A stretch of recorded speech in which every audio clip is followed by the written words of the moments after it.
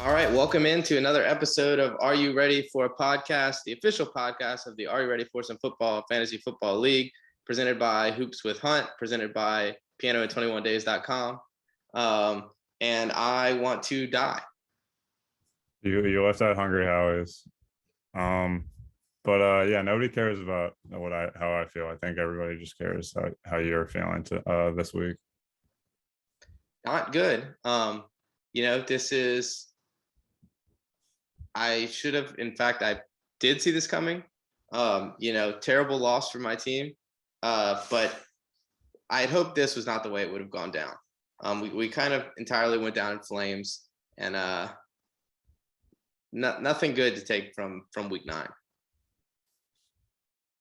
I mean, I enjoyed week 9, but I guess to each their own.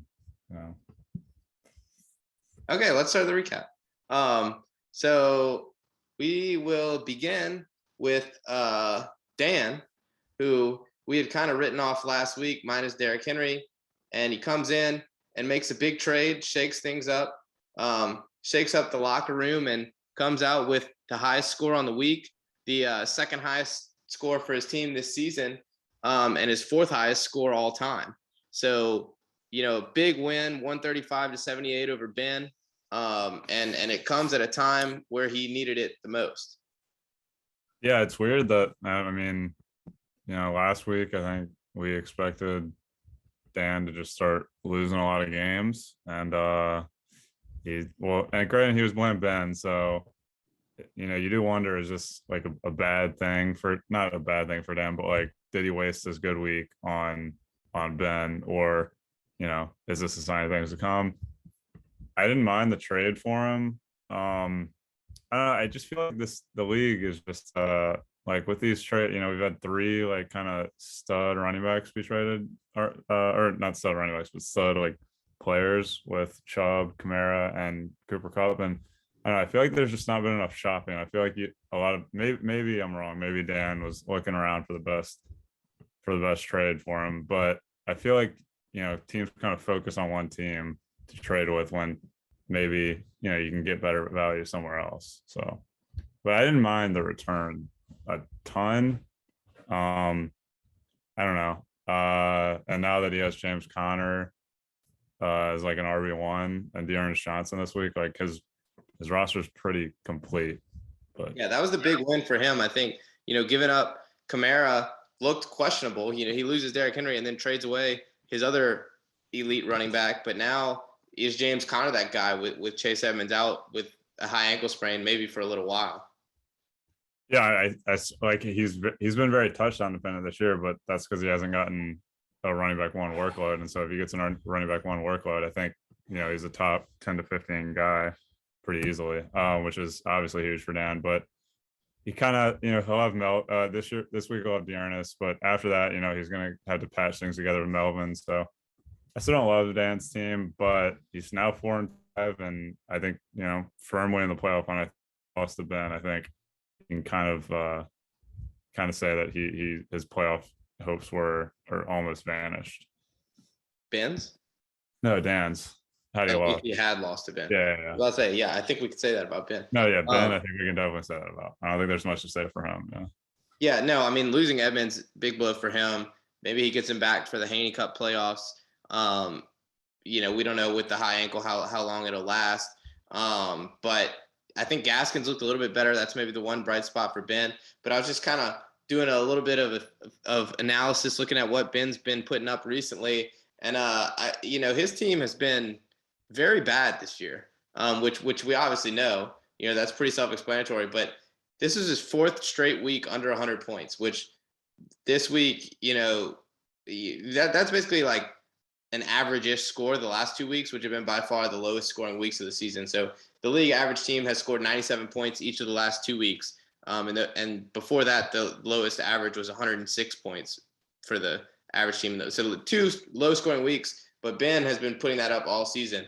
And I was just looking at what are Ben's scoring ranks each week this season. So week 1, he was 12th, then 4th, 12th, 9th, 10th, 12th, 9th, 12th, 9th. So he's been better than 9th once. And he's been last 4 out of 9 weeks. Yeah, yeah. Yeah. So, this is an all-time disaster of a team for Ben. And so, at this point, Ben's objective, and he pretty much said as much when we talked to him, is just don't win the Haney Cup. Yeah, I think that's, I guess that, there's 9 teams, I guess, in the playoff hunt, and then Ben, Zach, and Austin are all just don't win the Haney Cup. And then 3 of those not playoff contending teams aren't going to make it either. So they've got to avoid it. But yeah, I think it's just been a disaster from Ben. I don't think either of us like this draft very much. He made a dumb trade. He hasn't had injury luck. So it's just all been like one huge clusterfuck for him.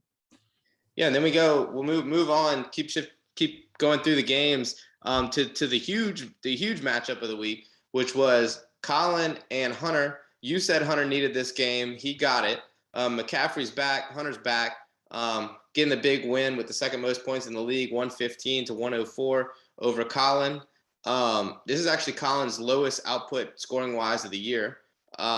So comes at a good time for Hunter.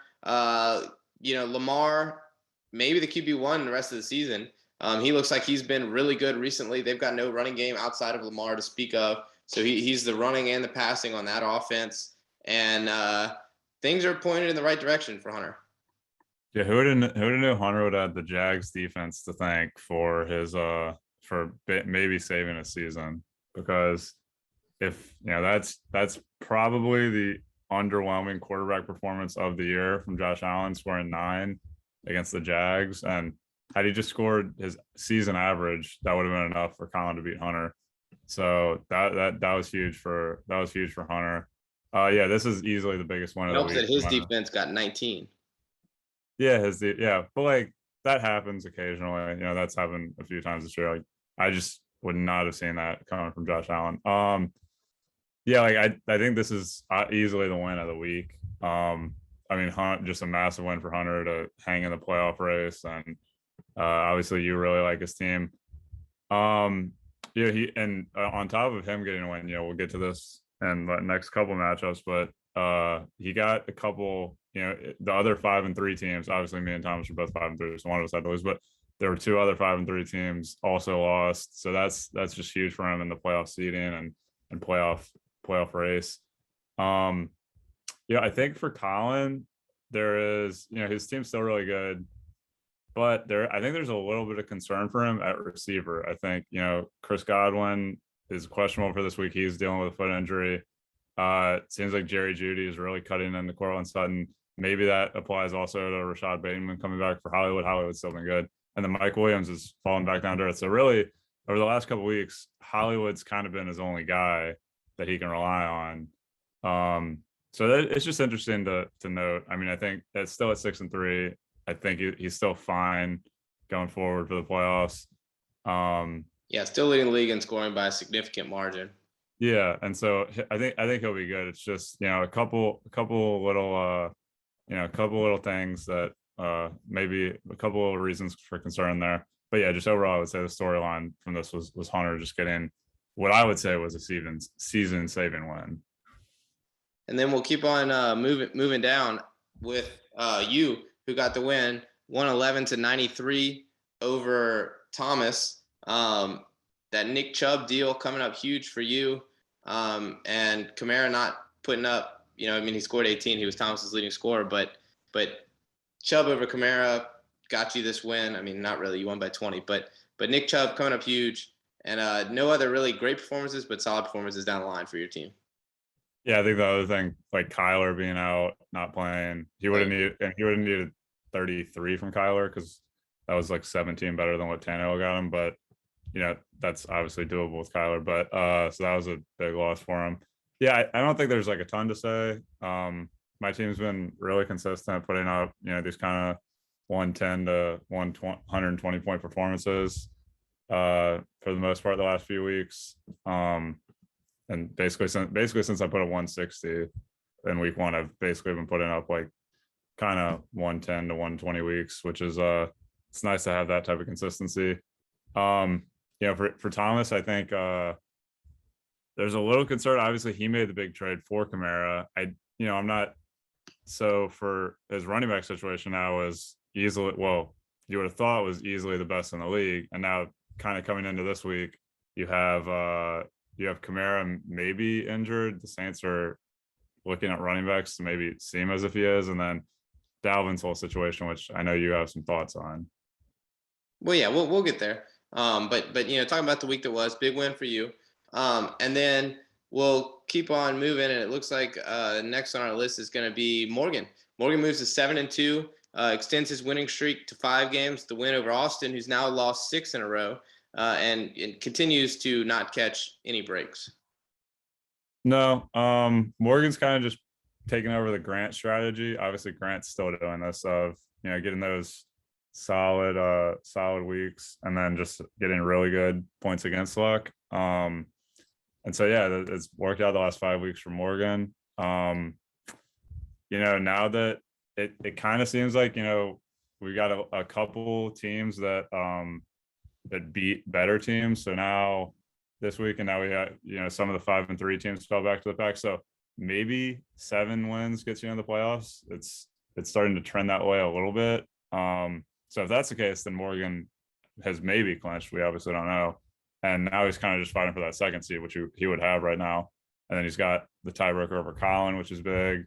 And I believe the tiebreaker over Thomas. Well, Thomas. I would say the tiebreaker over Colin is not that big because Colin's probably not going to be in a 7-win tiebreak. No, I'm saying for playoff seeding. Oh, yeah. But he's still I'm saying for the second. Oh, that's true. Yeah, he does. Okay. So, and then Colin would have the points against advantage. So, yeah, fair enough. But I think, yeah, he plays me again, right? Yeah. Yeah, so he could even out the series. Nick, Colin, me, you. I mean, he still plays a lot of people. Yeah. But I mean, right now he's the second seed, so I guess he's kind of playing for seeding because it seems like he's in the playoffs. And then Austin just again, avoid the Haney. Yep. And then we'll keep going to Grant, who just keeps on going with the good defense. Picks up a win, 105-73. He's been the luckiest team in the league, and that's not changing. But his team's been solid. He's putting up these performances, maybe falling off just slightly the last couple of weeks, but he's picked up 3 straight wins. He's 8-1. Things are just going Grant's way this year. He was still like the 6th ranked scorer, right? I think he's third. No, he wasn't. I was 3rd. Oh, you mean on the week? I thought you were talking about on the year. Yeah. No, yeah, on the week. Wait, 2nd on the year. Yeah, no, I think he was 6th this week. That sounds right. Yeah, so that again, like I said with Morgan, like that's kind of just what him and Grant have been doing. Like solid performances, good points against the luck. There's really not a lot to say. I mean, just 5th on the week. Yeah. So he outscored Austin. I wasn't sure about that. Okay, so yeah, so he's 7 or 8-1, and so he's easily gonna make the playoffs, and right now seems like a good bet for the 1 seed and the bye. So obviously that's good. It's a tough loss for Nick. The upside concerns are there. He's not gonna have Khalil Herbert anymore. Well, he traded him to me, but he wouldn't have had like that starting running back upside with him once David Montgomery came back this week. So he's still got a couple running backs and a couple receivers you like, but I don't know. I would be pretty worried if I was him about playoff odds, despite being 5-4. Yeah, I mean the schedule is hard for Nick coming up, so definitely something to be concerned about. And talking about Grant, just how good the points against luck has been. His opponents are averaging 88 points a game, 88.8. That's the lowest points against per game average by any team in any season since 2017. So in 2017, I think we were a standard league with 1 flex and kickers. Mm-hmm. So completely different rules was the last time that somebody averaged that low of points against per game. Now maybe it will trend up, but his remaining schedule, he's got Zach, who's got 1 win, Austin, who's got 1 win, me, who's on a free fall, and then Thomas and Colin to finish out the season. So it may not. Trent Bay, he may keep this up. If we look at kind of doing a similar thing to what we did with Ben earlier this year, these are what Grant's opponents have scored in every week this season. So week 1, his opponent was 5th. And then after that, 11th, 12th, 10th, 11th, 5th, 11th, 12th, 11th. So he So has all the not week, played a yeah, top 14 it's this not, year, yeah. and he's played 2 opponents in the top 10 or in the top 9 in scoring all season. Yeah, it sounds like all the weeks, like basically you can pencil in, Ben is going to be a lowest score. Grant's opponent is going to be second lowest score. That's kind of what, because I heard a lot of 11s in there. Yeah, Ben and Grant's opponents combined have been the lowest scorer. Well, actually, both times Grant's played the lowest scorer has been Ben. So, so that There you go. Still combined 4 weeks, but 2 of those also went to Grant. So just absolutely ridiculous. And then I just absolutely blew it this week, losing to Zach 69-74. It was my lowest score this year and 11th lowest all time. It was also Zach's lowest score this year. It was Zach's lowest score in any week since week 8 of 2018, and he got the win. And just I have nothing to say about this. This is absolutely embarrassing. Obviously, Mahomes is going to be gone after this week, and there's nothing to do besides blow it up. So my notes on here was just to let you rant. So I was expecting you to go a little longer, but I can't. There's nothing to talk about. There's nothing like that happened. I mean, like the Chiefs, I don't understand how the Chiefs are just broken, but I should not have drafted 2 Chiefs because that ruined them. My safeties. That's all you got to do. Yeah, apparently so. I think I'm going to take the blame for this. I think I single-handedly ended the Chiefs dynasty by drafting 2 Chiefs players. And now once you trade Mahomes, they're going to be good again. Yeah, once I trade Mahomes, he's going to be like, the next second coming of last year's Patrick Mahomes. Yeah. So to change things up a little bit, because I knew you were going to be just basically as negative as you could be about your team, I wrote down some positive things about your team, which is you still have the Mahomes Tyreek stack slash whatever. Mahomes has got name value, so I'm sure you can get a good return from Mahomes. I think the offers have been very low. He may end up just getting cut. I don't know. I know of one offer out there that you don't think that you would have taken in previous weeks. I know that, Aaron Rodgers didn't play, probably affected Aaron Jones's outlook. Thielen just scores a ton of touchdowns, so you got that going for you. And who knows? They might not have their running back to hand the ball off to as much going forward. And then Miles Sanders will come back, and during Miles Sanders' absence, the Eagles have found out how to run the ball. So there you go. You're going to get your running back 2 back. Okay. Well, I those are some very mediocre points. I don't think that really any of those is true, but I'll take it. Well, Adam Thielen does score a lot of touchdowns. That's true. He does score a lot of touchdowns. That is true. I agree, but that's bound to dry up at some point. The thing is, okay, my team is not like it's just incredibly inconsistent. Like the last 6 weeks, I've been 2nd, 12th, 11th, 2nd, 12th, 2nd, 11th, 2nd, 12th. Yeah, no. Ever since your week 3, like your loss to Austin, it's just gone from good performance, bad performance, good performance, bad performance. Like I was looking at it the other day, and it's just like I really don't understand it. Here's my question for you. If you're in my position, do you trade Mahomes for cents on the dollar, or am I forced to just stick with him and hope that Mahomes and Tyreek can save my season? See, I would, if I were you, because I like Mahomes more than you do, I would hold and hope he figures it out, because I think that's all you have to do. But I know you're low on Mahomes, so I feel like you could get decent value for what you think Mahomes' value is. The problem is I'm low on Mahomes, but I also realize that is my only hope is for him to like turn it around. I don't know. I think there's some other good quarterbacks you could trade for potentially that could save your season. But he's also disgruntled, so maybe I just need to get him out the building. He hasn't been at practice this week, if you haven't noticed. That's really well. Their first day of practice today, right? No, I'm due team practices every day. We don't take off days, okay, Joe? We can't take an off day after a 68-point performance. Maybe that's why your team's disgruntled. You're not a player's coach. Maybe I need to give them all day off. Yeah. Well, so that was. I mean, that's just this week's just a nightmare.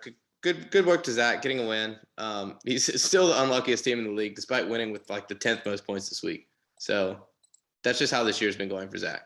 Yeah, good job to him. That got lost in all of your negativity, but It did. He's not going to equal Collins. 0-30. He was due for one of these ones. I know you said, or you're like, oh yeah, I never get these types of cheap wins, but Zach was due for a cheap win. Zach and Austin. But. I agree. Yeah, Zach almost got a full point of like extra luck, and is still the unluckiest team on the year. 2.6 wins below expected. So we'll just quick update on the luck ranking. So Grant's first, over 2 wins above expected. Morgan's second, almost 2 wins, and Thomas is third at about a win. And then the bottom three, Zach 2.5 wins below expected, Austin a little over 2 wins below expected, and actually Dan, who's a whole win below expected. So that kind of surprised me, really. Yeah, I didn't expect Dan. I figured you would be. I guess you have so many bad performances. Yeah, I mean, I'm below expectation. I'm tied for 4th unluckiest. So, but yeah, no, it's Dan. Dan's 3rd unluckiest. Anyway, so I guess just quickly recapping the standings, and things have kind of tightened up this week a little bit, maybe more than I would have expected. So Grant pulling away at 8-1, then Morgan at 7-2, then you and Colin right there at 6-3, and then me, Thomas, Nick at 5-4, Hunter and Dan at 4-5, then a little gap, Ben at 2-7, and Austin and Zach at 1-8. Tightening up in the middle. There's between 6-3 and 4-5, there's 7 teams, and only 4 of them can make the playoffs. Yeah, no, like I said, it was a huge week for that, because the 2 5-3 teams that weren't playing another 5-3 team lost, and then obviously me and Thomas were playing. We were both 5-3. Thomas lost, and then one of the 6-2 teams lost, and both the 3-5 teams won. So like, you figured maybe we would get a little more clarity going into the week, and that just certainly is not the case. Yeah, so let's talk about real quick our power rankings, and then we got a little segment for you guys. So we're going to try to do it a little bit like we did last week. I think when I listened to last week's podcast, we didn't talk about this ahead of time, but it's very confusing listing them 12-1. So I think why don't I just list mine, you list yours, and then we'll talk about the differences. The power rankings? Yeah. Yeah, okay, that's fine. Yeah. So I'm going to go 1 to 12. We'll go in correct order since it's on the screen anyway. It's not like we're worried about spoiling it. So I've got Grant 1, stays at 1. Colin stays at 2. You stay at 3. Morgan up a spot to 4. Hunter up a spot to 5. Thomas down 2 to 6. Nick stays put at 7. Dan up 1 to 8th. I go down 1 to 9th. Zach up 2 to 10th. Austin stays at 11th. And Ben at 12th, down 2. Okay. I moved Grant back up to 1. I moved Colin back down to 2. I moved myself up to 3. I moved. Did I have Morgan at 4 or 5 last week?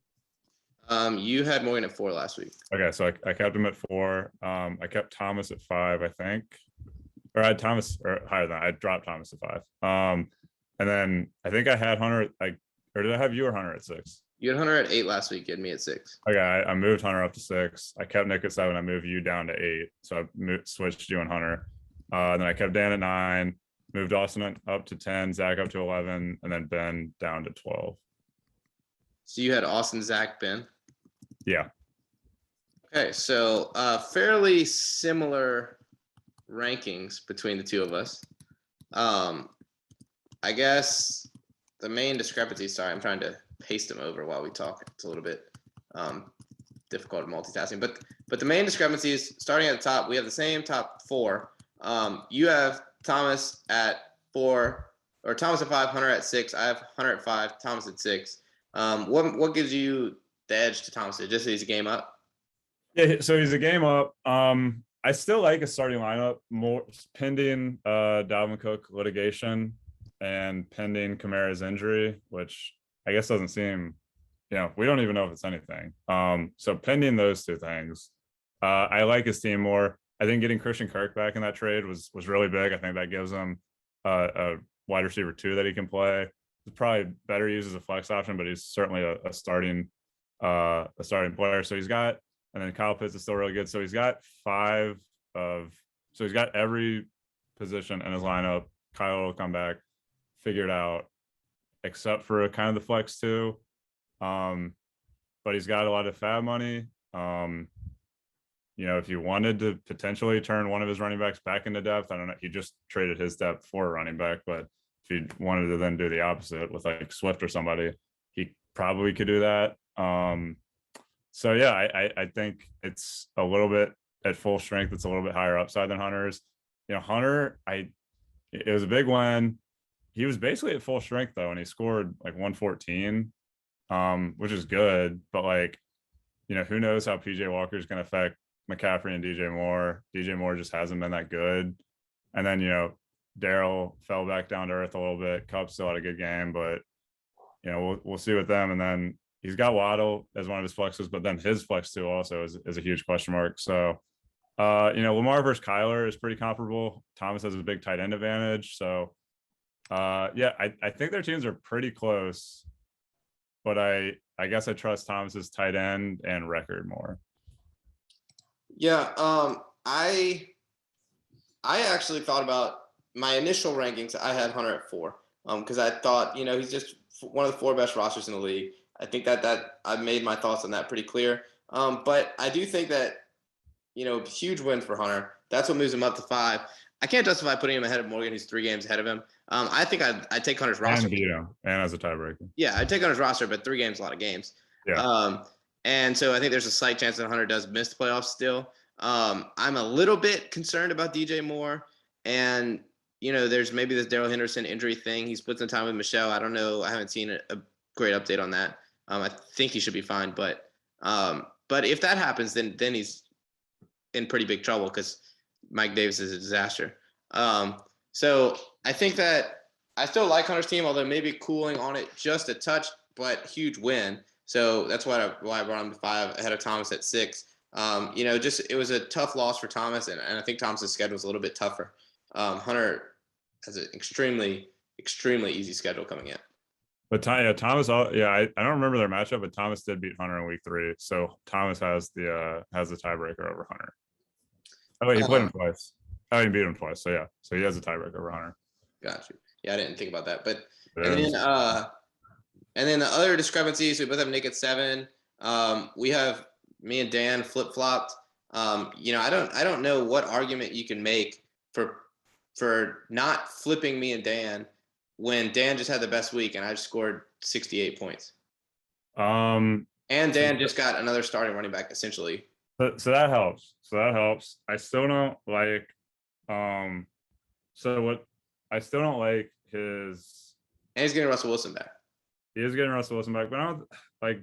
Other than this week, Burrow was playing pretty well for him. So like, with the exception, so like it is. I guess it's encouraging that Burrow is not that good, and Dan was still put up the best week. But like, I don't think that's that big of a boost over kind of what Joe Burrow has been the last few weeks.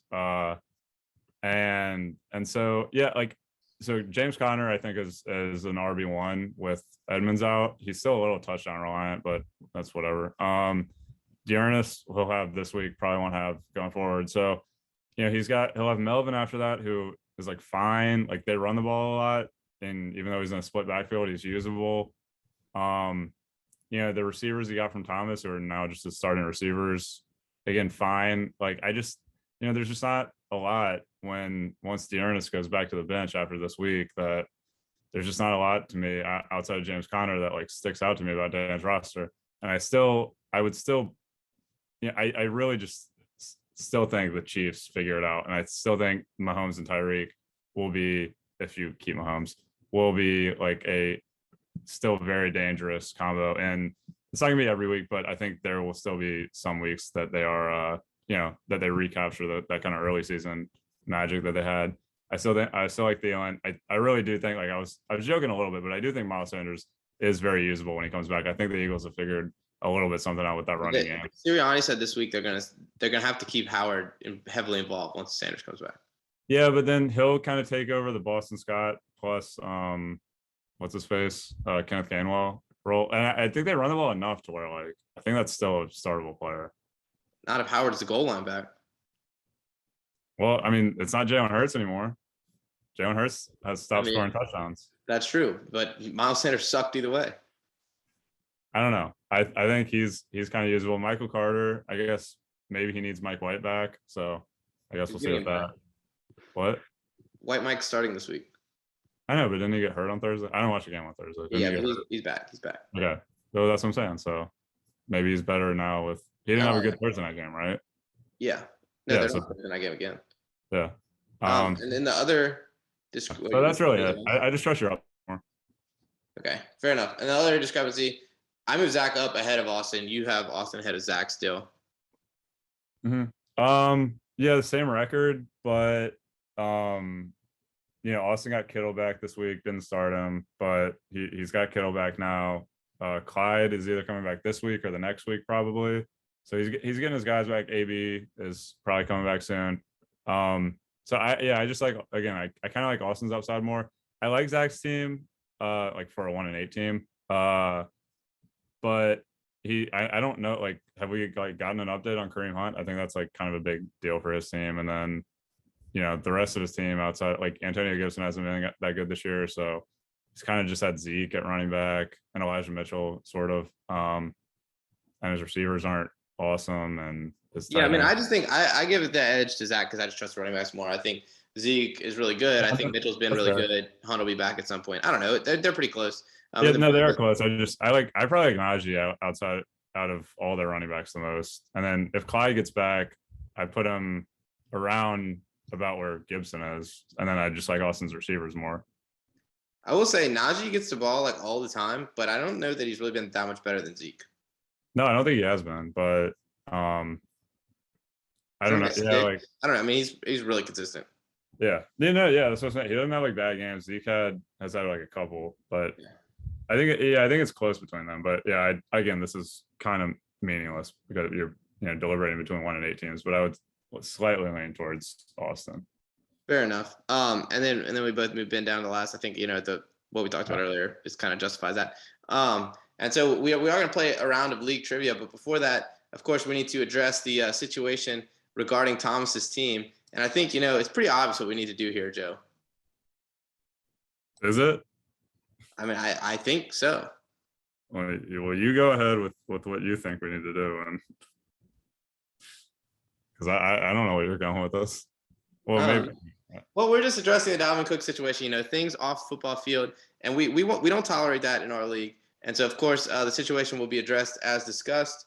And I do not feel the need to make a further comment on that matter. So I do think it should be pointed out you played Thomas this week. So is do there I? a little what? Do I? Yeah. Okay. Well, look, that has nothing to do with it. I think there's a little bit of conflict of interest there. I honestly didn't even know that, Joe. We're trying to do what's best, in light of the situation that's happened, and I don't think this really has anything to do with fantasy football. This goes beyond fantasy football. Listen, I agree. I think I agree. I just think I think you and Thomas might need to be recused though, because I think there's bias on, and Austin, I guess, as an Alexander Madison owner. I think there's 3 parties that have an Alexander Madison roster. A roster governor, yeah, governor. Okay. All right, so now to conclude this opening segment of the podcast, we'll have a guest on a little bit later. I did drum up some league trivia. So this is the way it's going to work. I was originally going for 10 questions, and I ended up with 12 questions, but whatever. So basically, I'm just going to tell you the question, and you're just going to guess. And everyone listening along at home can see what they think. And then I kind of roughly arranged them in order of easiest to hardest. And just see what you know about the history of the league and what's been going on, both recent and old. Joe, what do you think? Out of 12 questions, how many do you think you're gonna get? There's 12? Yeah. Oh my god. But some of them are quick. I'm usually good at like sports trivia, but like if these are like weird league stats, I'm gonna like 2 or 3, I guess. I think I'll put the over under at 6.5. Oh, way under that. Okay. I don't know how hard they are though. So we're going to start off on the easier end. So there are 4 teams in league history with 80 or more wins total. Go. You, me, Grant. Yes, yes, yes. Hunter. Yes. There we go. All right. Okay. So I was trying to think of all the teams that have been in it the whole time. Yeah. So I think there's 9 teams that have been in the whole time, and Colin mostly. So pretty much 10. Okay. So yes, you're 1 for 1. All right. So now this one, who has the highest all-time points per game average?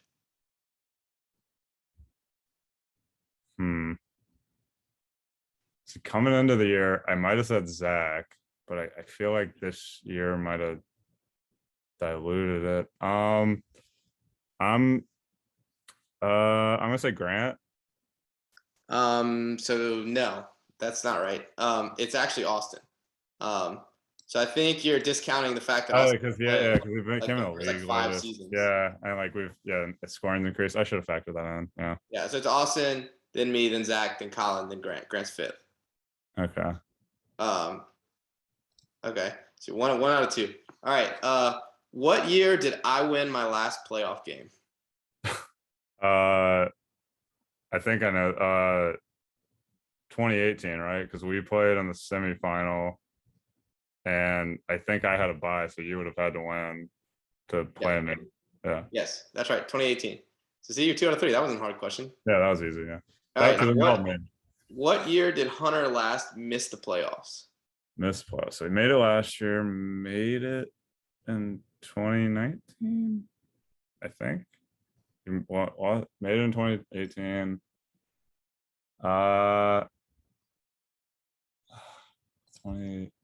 2016. Yes. Damn, that was educated guess, right? That was good. I was surprised that you're gonna. I'm not looking at anything. I'm not looking at anything. I don't think you get that. All right, so you're 3 out of 4. See, I told you do better than you thought. Okay. All right, there has been one game with a margin of more than 100 points in league history. I want you to tell me. I don't know if this. You can tell me if you think this is an unfair difficulty. Who won and who lost? We could just do who won. I think. Didn't I lose? Yeah, you lost. Let's just do who won. It was. Was it? I'm between 2. I'm gonna say Thomas. No. Was it not the year or whoever? Was it not the 2011 year when they like colluded and combined? It was. So it was Nick. Was it Nick? Yeah. I'll give you that. Yeah, I forgot it was who got that. Yeah. So it was Nick, 149 to 48 in 2011. Yeah. And that scoring record stood for a long time.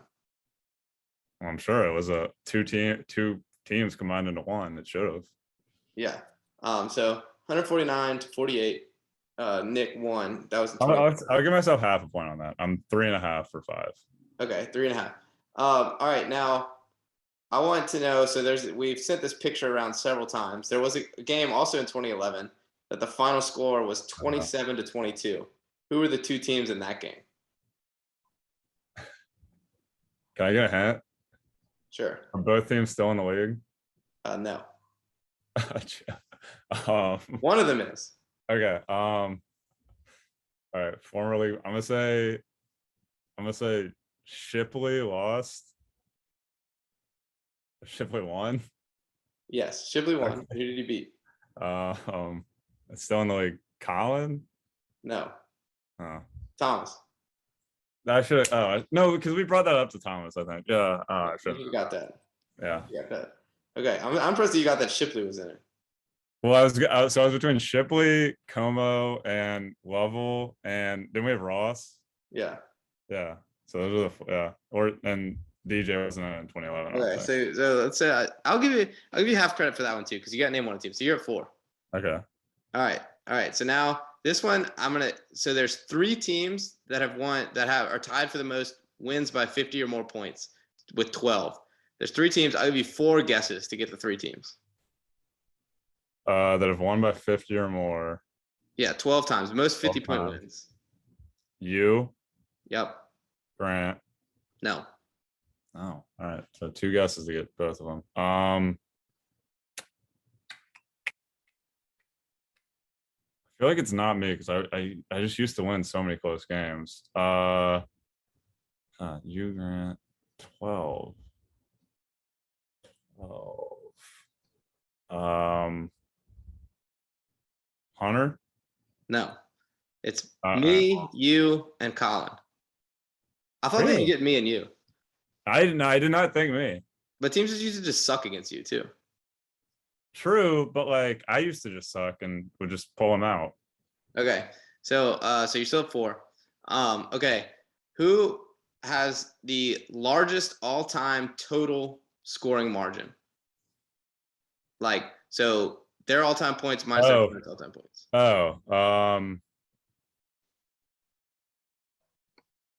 See, does it benefit or not benefit you to be in the league long for this? Because like the things just even out. I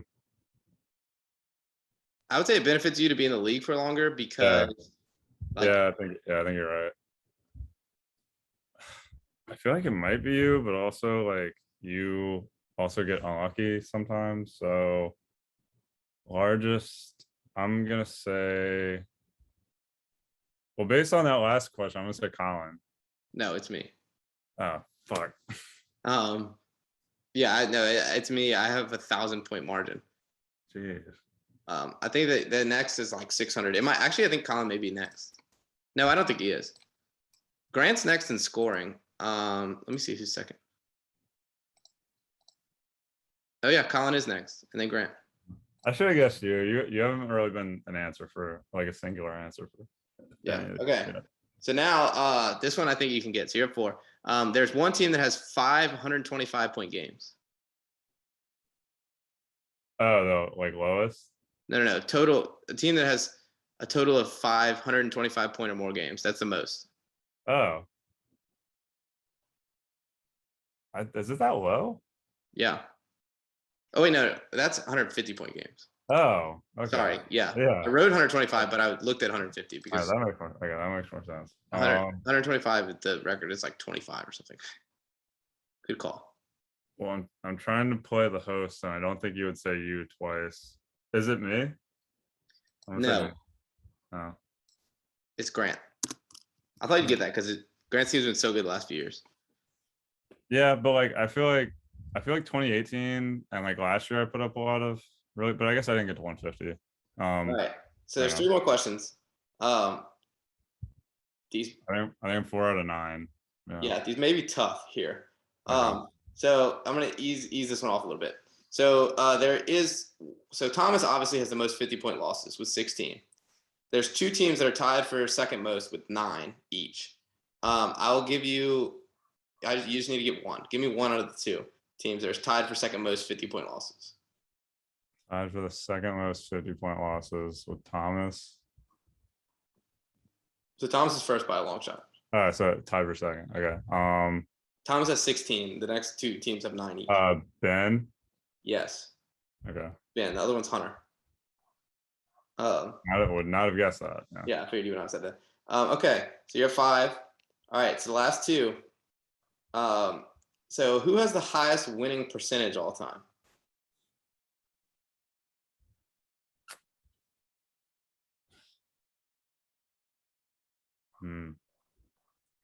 Don't want to overthink this. Me. No, you have the most wins. The highest winning percentage is Lovell. We need a minimum games played stat on that one. He played one season and went 8-6. Oh my god. That's a 57.1% winning percentage. I'm second. I have 56%. You have 55.8%. We need like a minimum 50 games played stat on that one. Okay, and then who has the largest margin of victory per game?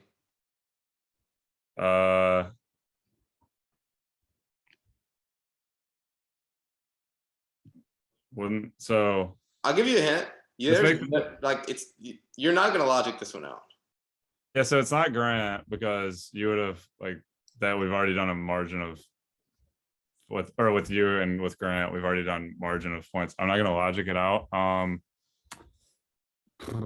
You're just gonna have to take a stab at this one. All right. Well, I'm just gonna guess. Like, I don't think I've guessed this name yet today, and I don't think he's been an answer. Morgan.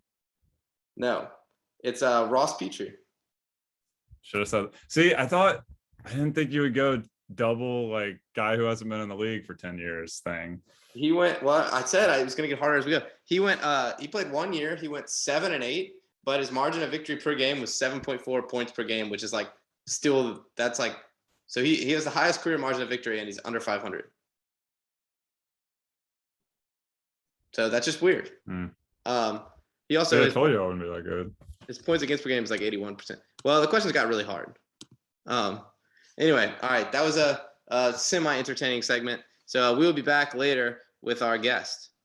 All right, we are joined now by the 2014 DJ winner in his first year in the league, which is, of course, Zach, who I don't really want to talk to right now, if I'm being honest. What's up? Yeah. Do you need me to conduct the interview? I think I might. Okay. It's understandable. Well, I guess there's only one place to start, which is you getting your first one of the year. I would say, you said right before we started recording that you've been a little checked out. Were you watching on Monday night when Chase Claypool just failed to do anything for Parker's team? Yeah, I mean, basically, I've been let down so many times on Monday nights this year, but I was definitely still watching. That game was pretty, like, it was a little more high scoring than I thought. So it had me a little worried when the Bears actually like had a little life in them. But I just had a feeling that Parker's like terrible luck would just outweigh mine. It's kind of like, it's like, if my luck's bad, what's worse than my luck? Parker's luck. So. I mean, to be fair, you've had by far the worst luck this year. Like your luck this year is still significantly worse than mine. But yeah, did you know that was your lowest points of the entire year? No, I did not. Wow, that makes it so much worse for you, doesn't it? I mean, it couldn't get worse, but if it could, that would make it worse. Mm-hmm. I think one thing, I mean, it's kind of like a follow-up thing, but one thing that I feel like my team, like I kind of think about today, if you look at a lot of drafts in a lot of leagues, the first couple rounds of players have not been the ones that have been like winning weeks, right? It's been like kind of the mid-pack players. So in an auction league where I spent like 95% of my budget on like top tier players, I think that could be like I haven't really looked at anyone else's team to see if that's like working out for them too. But I feel like the people that might have spent a lot of money early on, unless you just pick the exact right people, you're probably not sitting too pretty this year. Yeah, I mean, it kind of is. Like, I mean, I don't know. I would say Colin and Grant are like the two best teams, and Colin got Eckler and Taylor. So like he'd spent a lot of money on running backs, but they weren't like the top running backs. I mean, he just happened to hit on two guys. But then he also had like Mike Williams and Hollywood just like were big hits late in the draft. And then Grant, like the same thing. Like he spent up on Kelsey, but Kelsey hasn't been that great of value. And Saquon hasn't been good value either. It's just that he also hit on like Debo Samuel and Leonard Fournette. Yeah. And so like those definitely like are what's making the difference. Yeah. It's like this mid-pack. Like that was partially my strategy. And like once kind of the top tier guys were going for way too much, I was like, I'm just gonna like build depth. And I don't know, I think that's generally a pretty good strategy over the course of the season because you can kind of sustain injuries better. I think it is, but I think it's also like that's kind of unique to this year because like McCaffrey hurt, Kamara, like he hasn't been. I mean, I guess he's just kind of not been. I mean, he's been good, but he hasn't been like the value you were hoping to get for him. And then Derrick Henry's now hurt. Saquon's been in and out. Like all the top guys this year just have been letting people down. Like I don't know if that was bad strategy or if it's just the guys they picked have been getting hurt. Yeah, that's true. What were you gonna say, Zach? Well, no, so yeah, I think what it is, it's not so much like a bad strategy. It's just like this is like if you were ever gonna have a year where you want to like minimize, like especially. So I think it is amplified in auction league. Okay, like in a regular snake draft, it basically everyone would be kind of like disappointed in all their top picks except for maybe like a handful of guys. But in an auction draft where you could have someone like me, for example, that got 3 first-round value guys of Zeke, Gibson, and Chubb, then like it's going to be amplified because I didn't have the money to spend in those mid rounds. So it's like all I have is the guys that aren't doing that great. Yeah. Yeah, that makes sense. Like, yeah, because with like basically with the strategy you used, like you couldn't get the depth. So like if for like which in your situation is like, I mean, you made the Chubb for Hunt trade and then Hunt immediately gets hurt. So it's like you basically have got no value from that pick. And then Gibson's like busted. So like even though Zeke's been fine, like that's like $100 of your draft money just spent on like guys who are doing nothing right now. Yeah. And I relied on them to get a lot of my points. So that's my team. And I think we kind of like over waiver wires and building depth. Like I think we always think like I think we talked about that a lot in the preview pod of like, oh, he doesn't have very good depth, but he can just fix that on the waiver wire, and then that doesn't really happen for like a lot of teams. Yeah. What's happened on the waivers is everyone Grant's picked up has been awesome, and everyone else has picked up has just stopped. Basically. Yeah. Like this year's waiver wire has been like one where each week there seems to be like basically each week after like Monday night's game, it's like, damn, if only I would have stashed a guy on my bench. Now I'm about to have to spend a bunch of fab on him because it's like been like that 1 or 2 guys that everyone's gonna bid on, but they necessarily haven't really been hitting either themselves. Yeah, like the biggest pickup of the year is probably Grant getting Cordero Patterson, and he got him for nothing. I actually picked him up, and then I was like, what am I doing? Like Cordero Patterson is not going to be like, there's no situation where Cordero Patterson's good. And I just drop him after, like I picked him up after week 1. Then I was like, this is stupid. And I just dropped him. Grant picks him up and all of a sudden he's like, plug and play running back 1. Yeah. The one weird thing was like the normal, like, so normally you're like burst onto the scene guys or like new people that no one's heard of. Right. This year it's really strange. Because it's like players like Debo or Cordero Patterson's a great example. It's like players, they've been around for years. Everyone knows who they are. And because of that, it was even almost like more surprising, right? Because like common sense tells you like Cordero Patterson hasn't done anything for like 6 years of his career. Well, right. How is he suddenly? No things that is good. Yeah, it makes no sense. Like, how's he going to just suddenly switch positions, switch teams, be the 3rd guy on the depth chart, and now he's like their entire offense? It makes no sense. Like at all. Yeah. Or how about like the San Francisco running back situation? Like the guy who comes out of it is Trey Sermon, Trey Sermon's like their 3rd round rookie. He's like freaking inactive every game, and they just have Elijah Mitchell, who's all of a sudden awesome. But yeah, you benefited from that one. Yeah, I was glad to get him. He seems like he's the real deal, especially last game. He finally started catching the ball a little bit. Yeah. So it looks like Joe's pretty locked in on the Pelicans game, but I got another question for you, and this is more of a broad history thing. So your first year in the league, which was 2014, you go on a run, win the championship. At that point, you got to be thinking like, these guys suck. This is going to be easiest league ever. And since then, you've been back to the playoffs 4 times and have lost your first game every time. So what happened? How did you go from running through the playoffs your first year to now it's like Tony Romo is your quarterback or something? So my biggest thing about fantasy, because and normally I'm like arguing against people that try to tell you like, oh, it's just all luck. Like fantasy is just all luck. I think like sustained success or sustained like if you were to like pull up like average finish, that's like something I'm really into is like your average finish, right? Each year from 1st to 12th. And if you have like a really high average finish, normally it's going to be, it means that like you're doing something right? Like you couldn't just luckily like statistics tell you can't just luck into that. Like I'm not just going to luck into finish and like get in the playoffs every year. Okay. But maybe that first year the stars aligned and my playoff push happened to just lead to me like actually winning it all.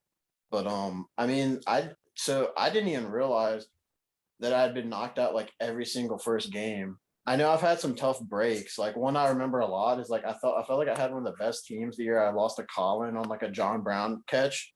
Like they called PI on the catch, and I was like, why couldn't he just not catch it? Like they'll still get the yardage. I just don't need him to get the fantasy points. But I don't know. I think it's just probably the stars aligned for that first year.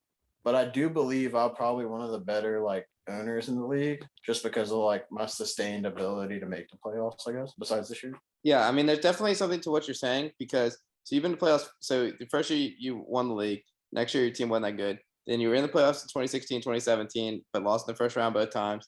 Then you missed in 2018. The last 2 years, I actually didn't know this until you just said that because I forgot about that game with Colin. So that was 2019. Your first game against Colin, you lost 130 to 127.5 in the first round of the playoffs. And then last year, with your first round, you played Grant and you lost 123 to 122.5. So your last two first rounds, you're averaging like 125 points, and you've lost both of them by like less than 3. Yeah. That's just pretty brutal. That's like bad luck then. That's like that gives you like the other end of the spectrum then basically. Like the making of the playoffs would be like the unlucky thing. And then like the winning it all or like losing like that would be the lucky and unlucky factor. I guess you could like if you score like so that like I kind of agree with you because like the one thing I think of is like, okay, all I can really control is like how many points my team scores, and I can't even really control that. But that's like, like you have absolutely no control over who you happen to run into that week. And so if you score 127 points, like, almost every time you win that game. Yeah, that's why like I think a lot of people like, okay, there's teams that clearly like can limp into the playoffs, right? And like they're just like they're like the like trailblazers of the league, right? Like they're okay like making the playoffs. That's what their like franchise wants to see. Their crowd will get happy about it, but like they're probably not gonna win it all, okay? They're just not that good. So I think like and those teams happen, but most teams they'll make the playoffs and they'll have like the ability, if your team's good enough, that if the week goes right for you, you can win it all, right? Like you can go on that hot streak and win it all. So I think one of like the biggest like factors in a sense is just really trying to make it. And once you make it, you could argue that like anything could happen. But yeah, I mean anybody can win one game. Yeah, exactly. Anyone can win one game. And I think that's where like the luckiness like comes into it in a sense. But at the end of the day, it's still like there's still like that chance that you can just get unlucky and you can't control anything. You can only put you're gonna put the best team out there, but you're just hoping that your team clicks. Now, one thing, oh yeah, this is what I wanted to address. So like one thing, like in terms of to like get rid of the luckiness long term, have you ever heard like the concept? And I don't think many leagues will adopt it because it's just so different. But the one where you basically each week you get 2 wins, like you get one for your opponent, and then you get one if you finish in the top half in scoring versus the bottom half. That was brought up at winter meetings this year. Yeah, like to me, I love that. It's a really like in a perfect world, that's perfect system. But it kind of, I don't know if it kind of goes along with like the heart and soul of fantasy football. It's kind of like, okay, why don't we just let computers like simulate everything and see who has the best team at that point? Like, we're getting a little too much into like the number game. Yeah, like it's fun to sit here and like, you really care about your matchup that week. And it's like for example, this week, like my team sucked ass. I didn't deserve to win anything. But it's like I'm still sitting here watching on Monday Night Football when my team's got 65 points because I just happen to have a chance to win this week. Yeah. Yeah, no, I agree. I like that format. I mean, it makes sense, and I think it would like tend to reward whoever has the better lineup. But but I do think you're right. Like it takes away some of the experience of like getting to cheer on your team. Yeah. Joe, you got any more questions? Yeah, actually, just kind of the last one for me is like, what was like, you've had your fair share of unlucky losses this year. What was the one that you just made you go, all right, like it's just not me. Like fuck this season. Like I don't know why I play fantasy.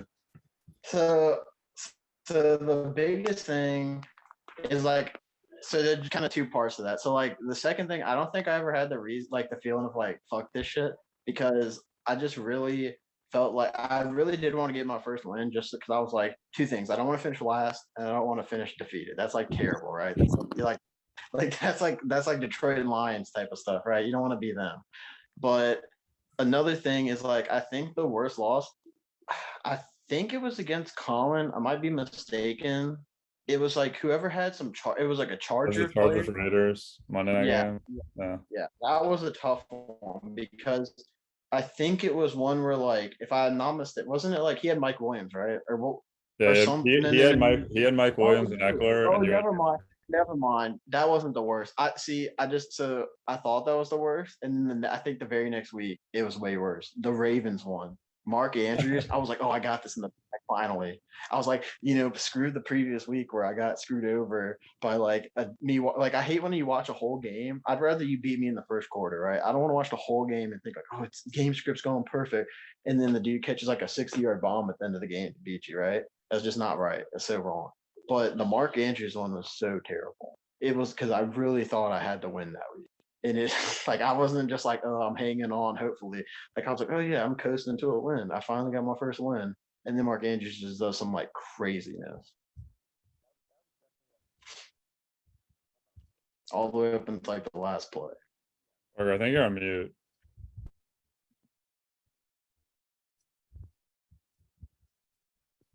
I can't hear you. I can't see him. I only see you. I can see Parker. I can't hear him. Still can't hear you. Hello. Hello. Oh, now I can. All right, now I can. Okay. I think I might have just been covering up the microphone or something. I don't know. Anyway, yeah, that was a brutal beat. I agree with you, Zach. That Monday night game against Nick and that was the second straight Monday night loss. And actually, so before this week, you had lost 5 straight games decided by single digits. Basically, if it was close, you just lost. So that's brutal. Here's my last question. Since you were paying attention to our matchup this week, are the Chiefs broken? Okay, so I think this has been my argument to people while talking about the Chiefs. And it's more like centered around Mahomes. Because if you're talking about the Chiefs as a whole, I think the coaching staff can fix them if they change different things because defenses are just treating them the same way. But I think Mahomes was a product. Mahomes is a great quarterback. Okay, he might be the best quarterback in the NFL, but he had the talent. Plus, he had like I don't want to say beginner's luck, but he had a lot of luck. Like some of the stuff he was doing, like other people would get like demolished in the media for doing, like closing his eyes, throwing sideways, not looking at just crazy stuff, right? Things like across the field, across his chest. Brett Favre started to end his career doing that, right? And people killed him for it. But what has happened to Mahomes is it's finally catching up to him. Like he's not having that luck, and his talent is good, and it's there. But that team is not talented enough. Like they need him to be lucky. They need to be lucky. Like all you have is Tyreek Hill and Kelsey and Mahomes. That's it. The defense is terrible. Not okay. Defense is to do everything. But I'm not talking about a real football answer. I'm talking about a fantasy football answer. Are the Chiefs broken? Oh, well, so that's the thing. I don't think they are. Well, no, actually, you know what? I'll go ahead and say they are because this is the reason. The Chiefs are not bad enough to get garbage time. Like Mahomes will never be throwing touchdowns in garbage time, right? They're not that bad, but they're not good enough, it seems like, to be scoring 40 points anymore. So what you're going to have is a team that Mahomes is never going to be slinging it from behind. Like, oh yeah, this is a good matchup because they'll be behind and he'll be throwing a bunch of passes. He's just going to be checking down all game like he's doing. And that's not going to get you any fantasy points. And so they're broken for fantasy and maybe for real football. But the question is it my fault? Do you think that the reason the Chiefs suck now is because I drafted Mahomes and Tyreek? I don't know. I mean, you could probably say it is. It kind of feels like it. I feel like you owe Patrick Mahomes an apology. Like you need to write him a letter, be like, look, Patrick, I've been going through a rough time, but it's not your fault. It's solely my fault. Like I drafted you in fantasy. I promise not to do it next year. Y'all be back next year. Oh, trust me. Next year I will not be doing that. 100%. Patrick Mahomes is dead to me. You need to just draft like some NFC, like draft like Tom Brady and like all the Buccaneers. That way the Saints can just beat the shit out of them. Well, they already beat them anyway, but they can like win the division. That way they'll be breaking. I like that idea. Okay. Turns out it was a curse for you for Ben's computer to break during the draft. Yeah, it was. Yeah. Actually, all this is Ben's fault. I didn't even think of that. As the most budget left, it just like comes back. He's like, oh, all the people I wanted. Go. Oh, they spent all my money. The computer spent all my money. Yeah. Sorry for taking over your interview and making it about me, but I'm still pissed. Okay. So we can move on to the picks portion of the show. And so basically, So you pick every game against the spread. You are allowed, if you want, one over and one under. Historically, the overs and unders have been we've essentially missed on all of them. So I don't know if you really want to take that option, but it is there if you want to. And the records, Joe, what'd you say the records were? Last week you went 3-3. Morgan went 2-4. I went 1-5. So a really subpar week. That's about a par week, I would say. That's like Not for me. on brand. Yeah. Okay, so we will start. We normally start with the highest projected points, and right now it's not loading for me. I think it's Colin, I believe. Yes, it's Colin. 127.1 over Nick 108.8. Excuse me. So that's a 18.3 point line. 18.3 point spread. Total of 235.9. So let's call it 236. So I guess I'll start. We were talking about this in the recap. I think there's some issues going on with Collins receivers right now. Chris Godwin might not play. Kind of a lot of points. Almost over 18 points. So I'm gonna take Nick to cover. Okay. I don't mind Nick with the points. I do agree. 18 is a lot of points. Both of these are good teams. And I think that Nick will be playing desperate. So I agree. This is too many points. I'll take Nick plus the 18. Okay, so because this reminds me of college game day, I gotta go with not so fast, my friend. And I'm gonna have to go with Colin laying the 18 points.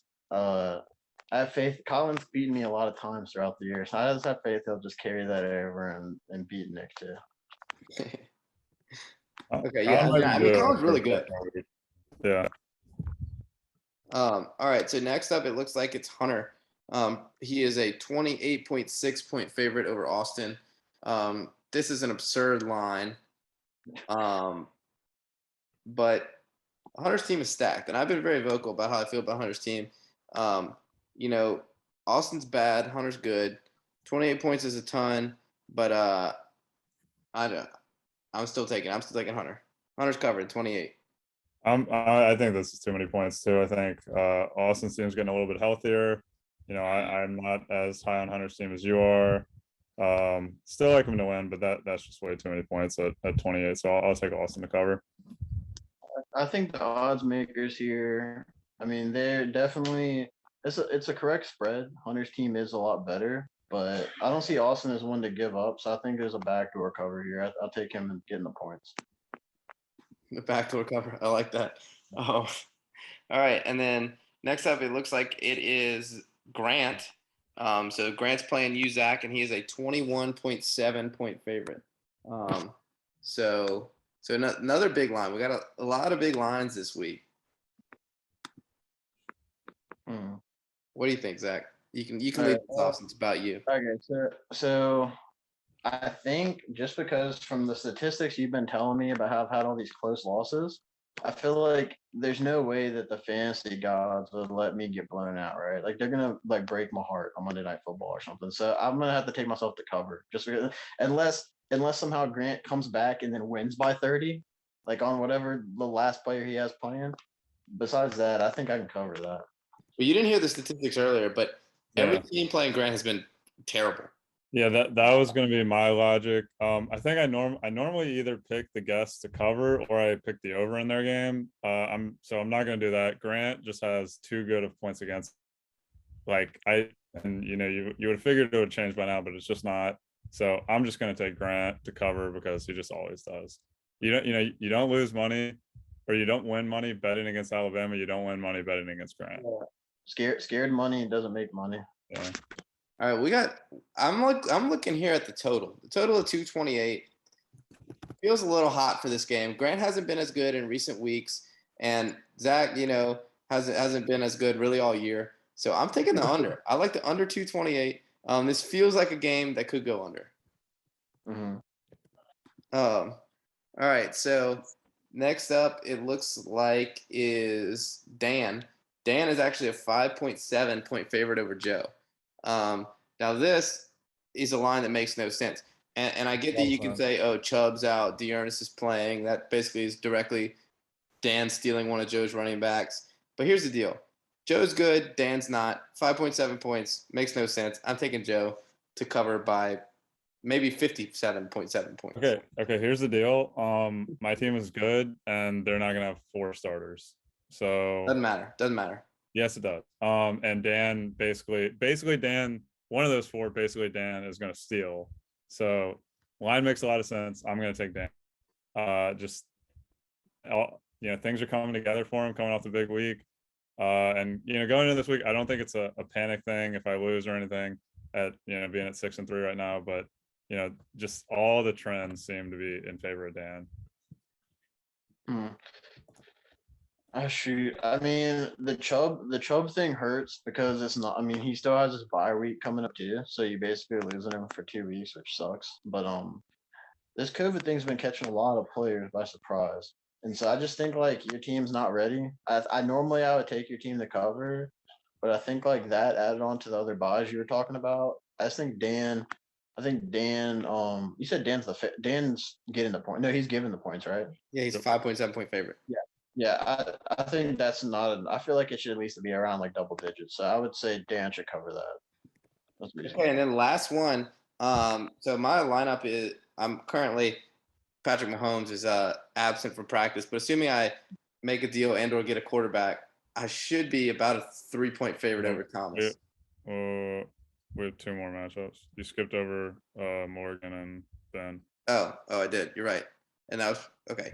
So Morgan is a 10.5 point favorite over Ben. I think that's lunacy, but I'll let y'all go first. I'll go first on this one. So I would say I feel like Morgan is going to cover that just like how we talked about earlier in the draft, Ben's computer went haywire. I just think his computer might go haywire this whole week, and Morgan should just easily cover. Like just on Sunday, Ben's TV is gonna break, and Ben's gonna be like, I don't know what the scores is, and he's gonna come back, and his phone is all the apps gonna go down. He's gonna come back. He's like, oh, I'm losing by 40, and so Morgan's gonna walk away with this one pretty easily. Yeah, I tend to agree. Morgan's without Joe Mixon, which is a big loss, but Ben is now starting without Chase Edmonds, who got hurt. Chris Carson still probably not going to play.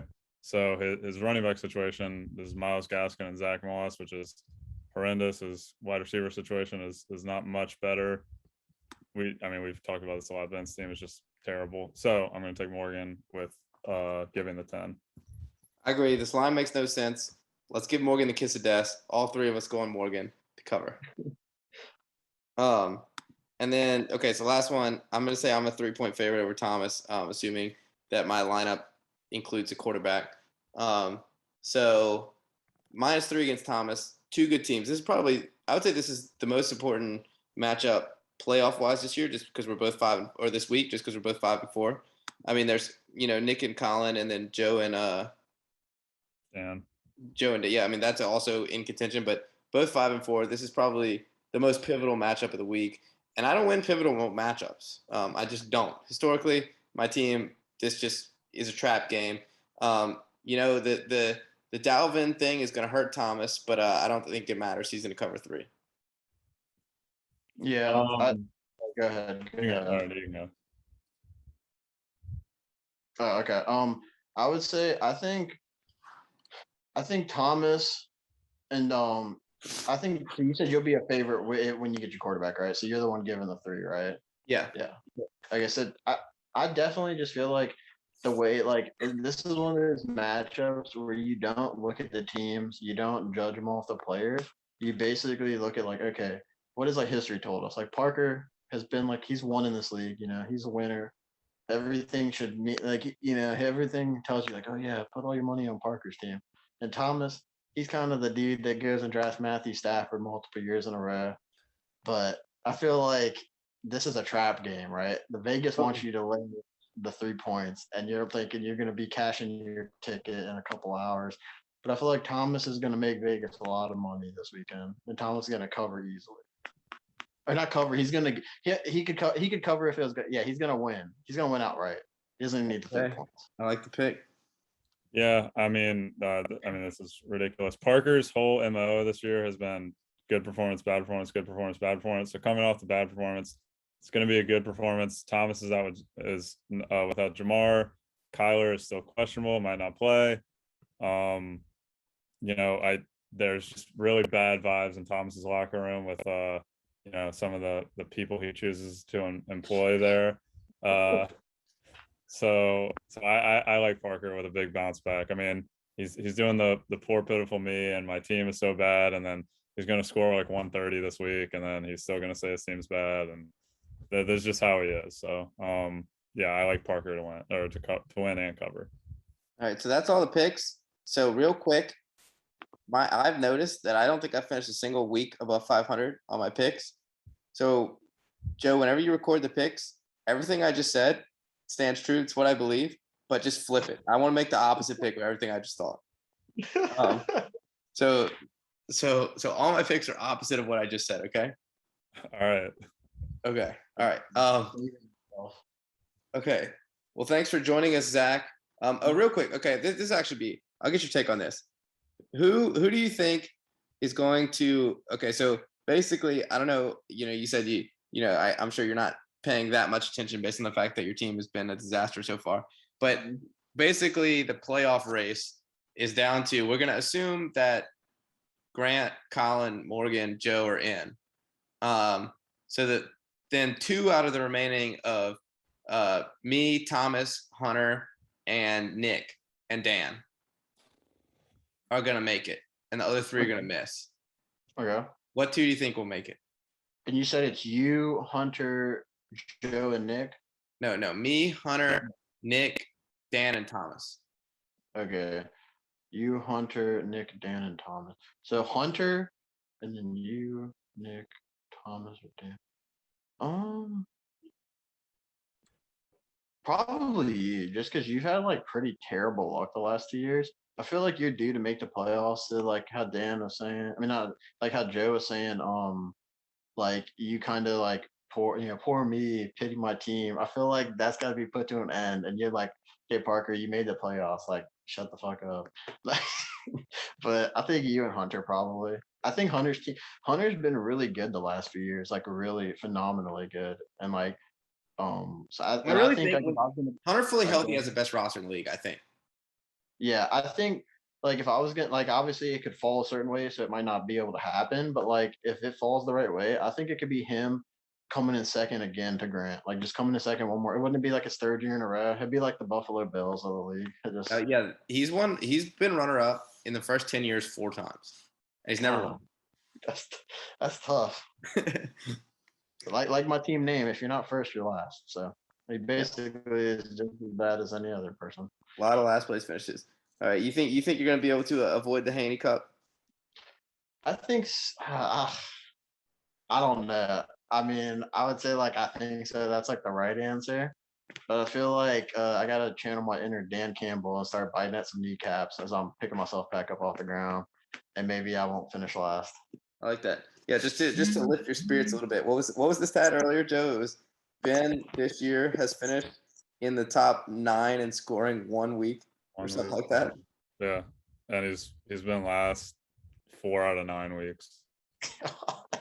That's so bad. Yeah, so it's been brutal. Anyway, all right. Well, thanks for joining us, Zach. It was a good interview, and hopefully now that you've already beat me, hopefully you can go spoil some other people's playoff runs too. I'll be rooting for you now. Okay, there we go. Even after this week. Nice. All right. Well, thanks to everyone. For having me. Yeah, thanks to everyone for listening to Are You Ready for a Podcast, the official podcast of Are You Ready for Football Fantasy Football League.